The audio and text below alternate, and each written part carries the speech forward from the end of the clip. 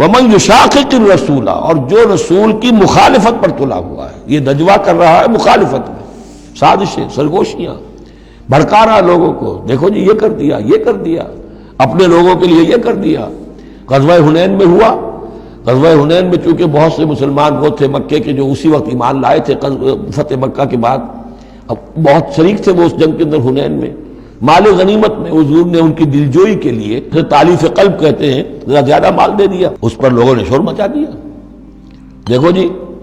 اب وقت جب کڑے وقت تھے، مشکل وقت تھے تو ہم، اب جب یہ اچھا وقت آیا ہے تو اپنے رشتہ دار یاد آ گئے۔ مکے والے ظاہر بات ہے رشتہ دار تو تھے، بات تو غلط نہیں ہے، قبیلہ تھا قریش کا۔ یہ 100 طرح کی باتیں جو آج ہوتی ہیں وہی ہوتی تھی ہمیشہ، یہ انسان کی فطرت جو ہے اس میں کوئی تغیر و تبدل نہیں ہوا ہے۔ وَمَن يُشَاقِقِ الرَّسُولَ مِن بَعْدِ مَا تَبَيَّنَ لَهُ الْهُدَىٰ،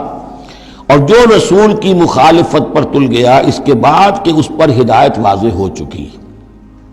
وَيَتَّبِعْ غَيْرَ سَبِيلِ الْمُؤْمِنِينَ، اور وہ اہل ایمان کے راستے کے سوا کوئی راستہ اختیار کرے، نُوَلِّهِ مَا تَوَلَّىٰ،